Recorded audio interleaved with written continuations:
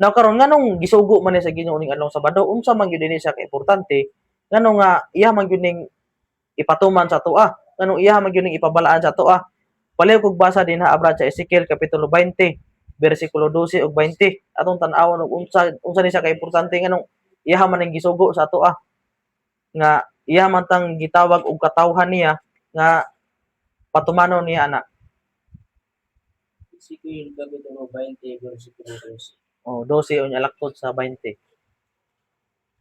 Timaan ni siya no nga ang katawhan sa Ginoo nani timaan. Ang basahon diri sa kapitulo 20 Ezekiel bersikulo 12. Dugang panini gihatag usab kanila ang adlaw papahulay aron tagdo nila ingon nga usa ka ilhanan tali kanako og kanila aron masayra nila nga ako ang Ginoo nga maoy nagpili kanila.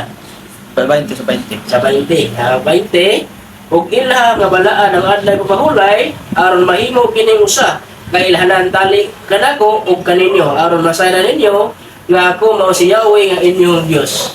Okay, so mao day mga igsoon nga importante kining adlaw papahulay nga ipatuman gyud sa Ginoo kay usa din siya ka ilhanan.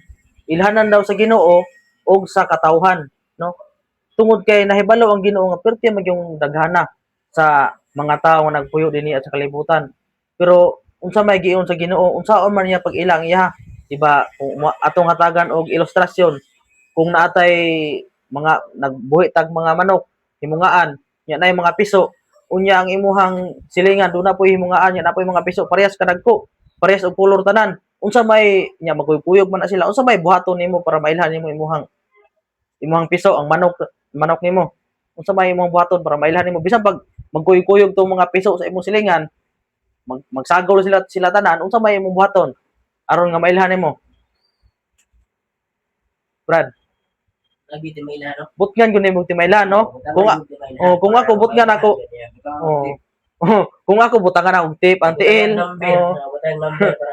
kung ako no, kung ako butangan higtan ako ang pako, nagi mailhan gyud nimo nga bisan pag magkuyog to sila, mailhan nimo nga kani kuha ning manok. Dili mo mag-away sa imong silingan kay kuan man di man to dili man nimo mailog tong iha kay mailhan man nimo. Nailhan man nimo imuha.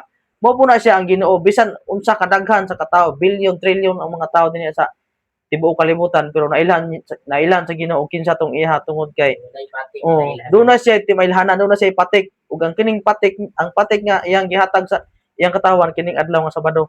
Mao day nga importante kayo nga ipatuman niya sa Ginoo sa ato ang tanan tungod kay pag-ila niya sa Ginoo sa iyang katawhan, no? Mailhan ta niya kung nagtuman ta sa adlaw nga ipapahulay. Mao na siya.